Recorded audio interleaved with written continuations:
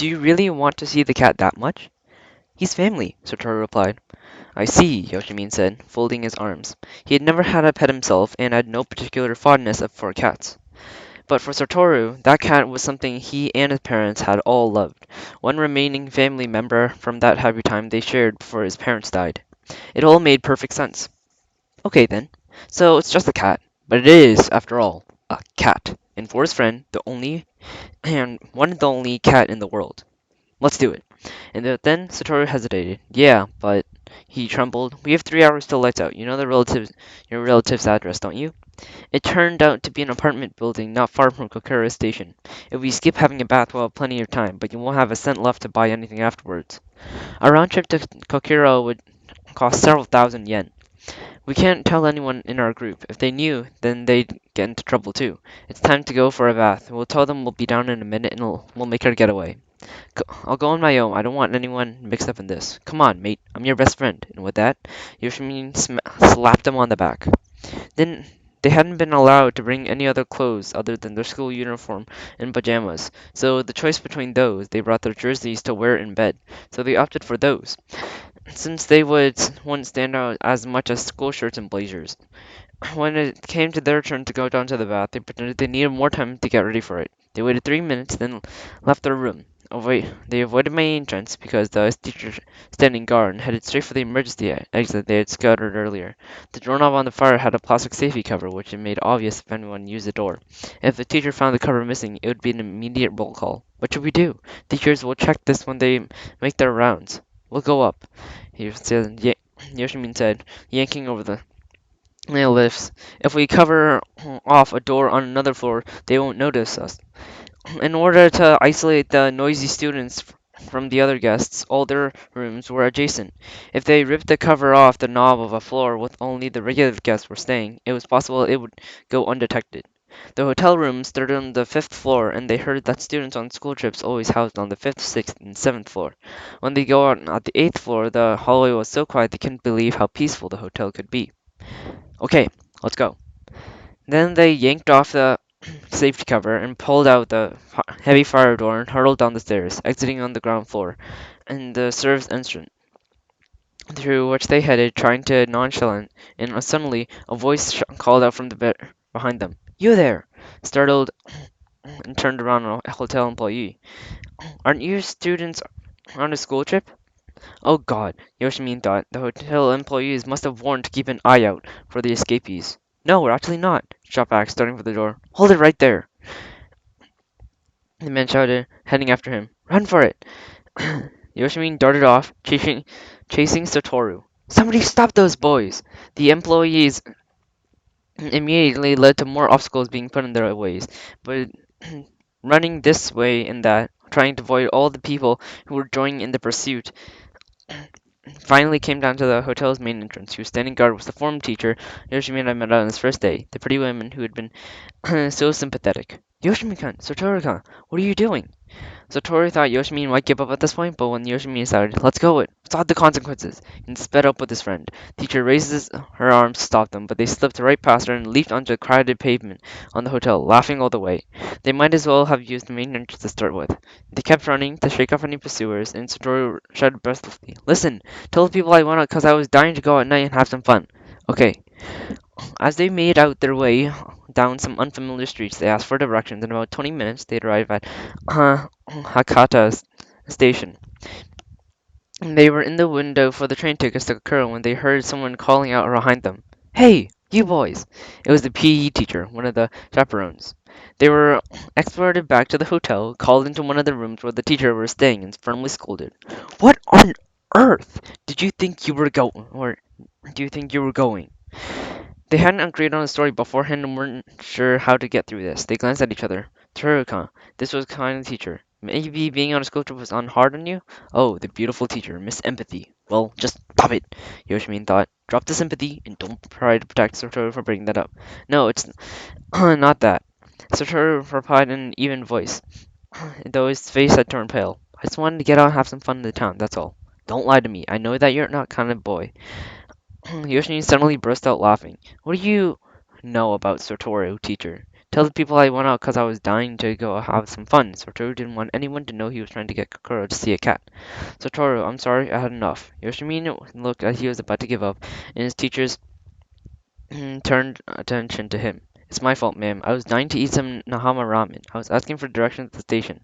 The thing is, he went on, I had ramen at an outdoor stall once in Tenjin Park with my friends before they got divorced. Since we weren't far from there, I remember my parents' memories of those good times. Satoru just tagged along with me.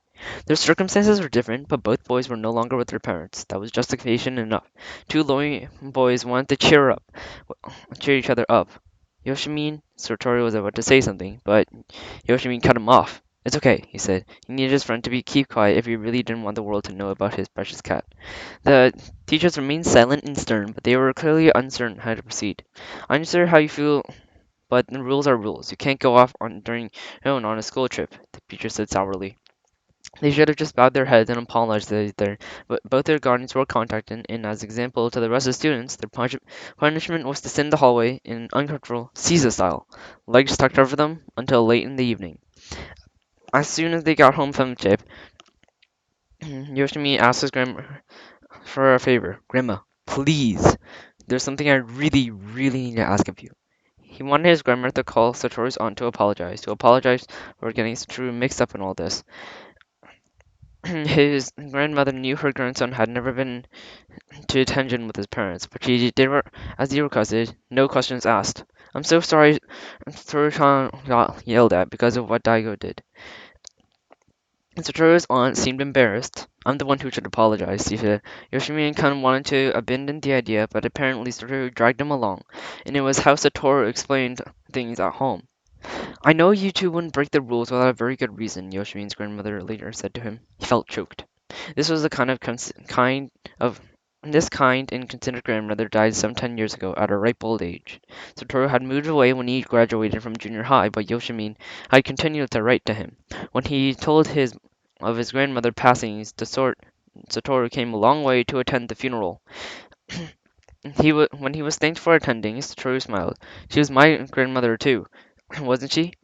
And Yoshimi nodded, head filled, his eyes filled with tears. And when his father, who was in charge of the funeral, had no intention of taking over the farm and placed the house and its land in care of nearby relatives who had only got used to farming the fields and rice paddies when Yoshimine's grandmother was no longer able to. Yoshimine had proposed that he take over the farm, but he was persuaded otherwise. Apparently, the farm wouldn't make much money and would cause him a lot of trouble when it came to finding a wife. Well, as my relatives predicted, no marriage prospects so far. Yoshimine told Satoru, well, if I were a woman, I would definitely be interested. Satoru said, if you know any women who share your values, be sure to introduce them to me. Smiling, Yoshimine poured Mo Shaku into his glass, and they checked the fields for the evening and a couple of drinks for dinner. Satoru had some beer with his, but later drank only barley tea. He had never been much of a drinker, and had recently been less able to hold his liquor. I was hoping that before I leave tomorrow, I'd pay your grandmother's grave a visit, he said, and the grave was in the hills behind the house. In Moshimine's small truck, it would take less than 5 minutes to get there. And to celebrate his to, friend's visit, Yoshimine planned to stay up late with him, but an early to bed, early to rise habit drilled into him, and he didn't even make it to midnight. Satoru and Yoshimine went out first thing in the morning. Yoshimine's truck, talking about the night before. Perfect, I thought. I have my own little something to take care of while they're gone. Hey, Orange Tabby. Yes, you. You remember what I taught you yesterday, don't you? We're gonna go over how to handle yourself in a fight. I crinkle up my nose and flatten my ears back. Okay, when you see an angry cat like this, what do? The orange tabby followed suit, crinkling up his nose, laying his ears back, arching his back, and making his fur on his back and tail stand on the end. Excellent. Well done. Now, the final test. When I make an angry face, instantly strike a fighting pose. Impress Yoshimi. Listen, we need to nail this before I leave, so keep on your toes. The orange tabby was full of spirit. And just then, Yoshimi came back, timing it perfectly. They were just coming into the room, and I signaled to Orange Tabby to adopt a fighting stance. The kitten puffed air all over his body and exploded like a ball of wool. He was determined to show Yoshimine his best stance. What the? Satoru sounded totally confused. They were getting on so well yesterday, and I wondered what happened all of a sudden. Who knows? Kittens are pretty impulsive. Perhaps he changed his mind? Maybe he's forgotten all about yesterday. Hmm. Well, let's see how it goes for a while. He might just be in a bad mood. Totoro was planning to leave in the morning, but I held off until the afternoon. He tried out a few things, including putting the kitten and me in separate rooms for a while. Unfortunately, the kitten continued performing until we left. Every time I urged him on, he took up his bike setting pose. He was really into it. For a kitten for a kitten, if he kept this up, he might actually make something of himself. Why don't you leave Nana here and see how it goes? Give him a few days, and they might get used to each other. I don't think so. Mr. Torres said doubtfully. Nana got furious and hid in his basket, so I don't. It doesn't look promising. Too bad. It's too bad. If they don't get on, forcing them to be together is, is sort of cruel. Really? That's too bad. He's such a good cat. Yoshimin, I don't dislike you, so don't think badly of me, okay? But I'm still not ready to leave that silver van for good. Satoru seemed a bit sad about the whole thing, but with the little orange tabby looking so angry, wearing that ominous look, he finally gave up on the idea. Holding my basket to his chest, he climbed into the silver van. It really is a shame. You say that, but you look pretty happy about the whole thing. The to Yoshimin's teasing, Satoru only gave him in reply. His remarks seemed to have hit the nail on his head. Well, he went on, it's true I'm gonna find it hard to part with Nana. If you like him so much, why'd you have to give him away? Oh, you threw that pitch right down the middle, didn't you, Yoshimin? A straight pitch, just like that when you stuck your hand inside my basket when we first met. Satoru looked perplexed and didn't reply. Never mind, Yoshimin said, not pressing the point. If you ever have any trouble, come around, okay? I may not have any marriage prospects or savings, but one thing is certain. Farmers never lack for food. But you'll see how Chashner and Nana are. They're not gonna kill each other, and if it comes to that, we can't just force them to live together even if they don't want to. They're just animals. You really don't need to worry about it so they get on. That's absurd. When animals are under too much stress, their full can fall out. If it really doesn't work out, then I'll set up for you so you can get an unoccupied house in one of the villages. People are afraid their houses will deteriorate, so they want someone to live with them. The village is doing best to attract young people coming here from the city, too. Thank you. Satoru smiled, but his voice was a bit shaky. If I really can't find a solution, then I'll definitely take you up on that. Good. I'll look forward to it. Yoshimine and Satoru shook hands firmly. Thank you for everything. I'm pleased I was able to pay a visit to your grandmother's grave. He got into the van, and just before the engine started, said, "Oh, that's right," and rolled down the window. Yoshimin, do you remember that cat, the name of the cat that I used to have? Yoshimin shook his head. It was Hachi. He just looked like Nana, right down to the marks of face like the Chinese character for 8. And Nana got his name because his tail looks like the character of 7. Yoshimin burst out laughing. You and said Chatrin was kind of corny, but names you come up are cheesy too. One names uh, one names them according to how they look. The other cliche is into cliches. I'd say it's a tie. The Toro beeped his horn lightly and drove off down the lane. You shouldn't act up like that, Nana, getting a little upset, a little kitten. You said you were gonna leave me there, but do you think really that's gonna fly?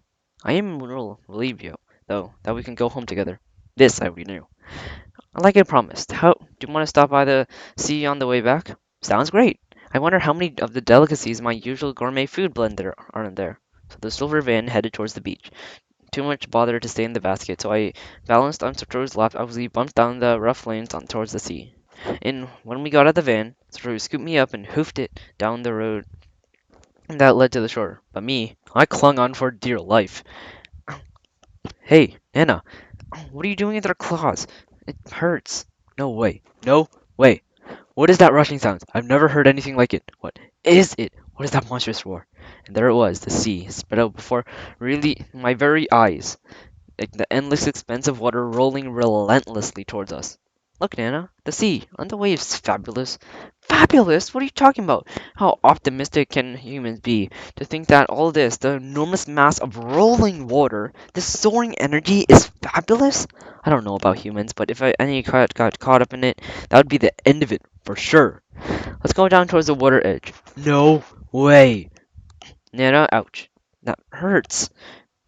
I slipped out of Satoru's hand, struggled to grasp higher ground, and leaped right up onto his head, where I have to admit, there wasn't much hair. Your claws! Nana, don't scratch me with your claws. This is no good. I need a safer place than Satoru's head. Humph! I pushed up and landed on floors and and then scuttling as fast as I could, I dashed in the opposite direction of the shoreline. Nana! I ran straight back into a nearby bluff and settled down on a pine tree growing from an angle of bare rock. Why do you have to go all the way out up there? Come down here. Not gonna happen. If I get swept by a wave, then I'll die. Come on from there, Nana. It's too hard for me to climb up.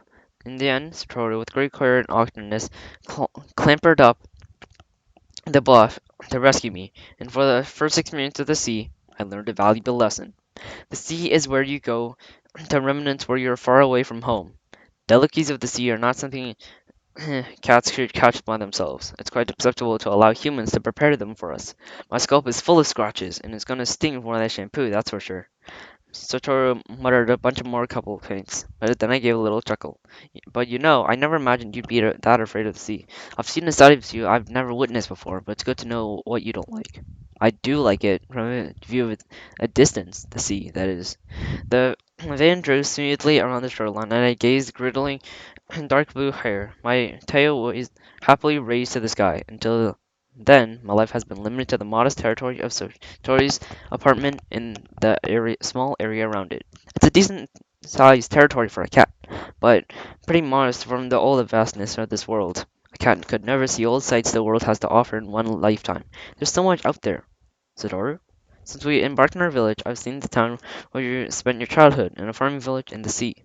I wonder what new scenes we would see together before this journey was over.